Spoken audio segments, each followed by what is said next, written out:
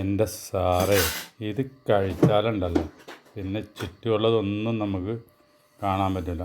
ഷാപ്പിലെ കറീനെക്കാളും ടേസ്റ്റാണ്.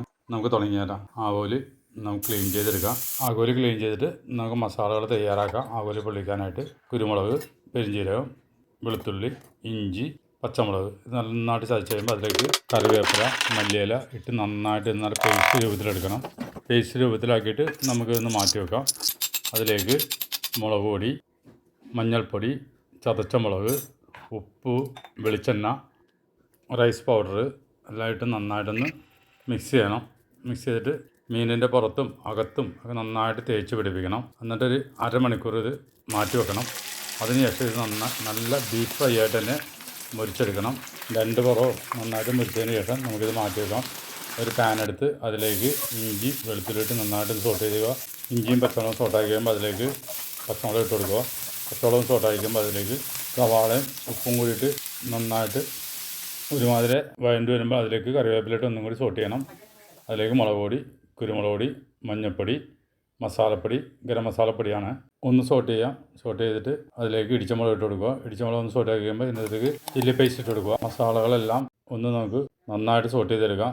നന്നായിട്ട് സോട്ടായിട്ടുണ്ട്. അതിലേക്ക് തക്കാളി ഇട്ട് കൊടുത്ത് തക്കാളി ഒന്ന് സോട്ടായി കഴിയുമ്പോൾ അത് മാറ്റി വെച്ചിട്ട് വേറൊരു ചട്ടിയിലേക്ക് അല്പം എണ്ണ ഒഴിച്ച് കൊടുക്കണം.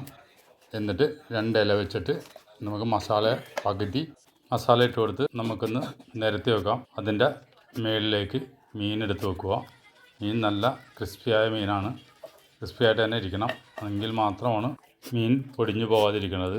മസാലയുടെ മുകളിലേക്ക് കോക്കനട്ട് ചെറിയതിട്ട് കൊടുക്കാം. തേങ്ങാപ്പാൽ ഒഴിച്ച് കൊടുക്കാം. പുളി വേവിച്ച വെള്ളം ഒഴിച്ച് കൊടുക്കുക. ഉപ്പിട്ട് വേവിച്ചതാണ്. അതിൻ്റെ മുകളിലേക്ക് കറിവേപ്പില, കൊറിയൻഡർ, പച്ചമുളക് ഇട്ടതിന് ശേഷം വാഴയില വെച്ച് നല്ല രീതിയിൽ എയർ ഒട്ടും പോകാത്ത രീതിയിൽ മൂടി നമുക്ക് വേവിച്ചെടുക്കാം. ഇടയ്ക്ക് ഒന്ന് ഇളക്കി കൊടുക്കണം, അല്ലെങ്കിൽ അടിക്ക് പിടിക്കും. മീൻ പൊള്ളിച്ചത് റെഡി ആയിട്ടുണ്ട്. വീഡിയോ ഇഷ്ടമായാൽ ലൈക്ക് ചെയ്യുക, സബ്സ്ക്രൈബ് ചെയ്യുക.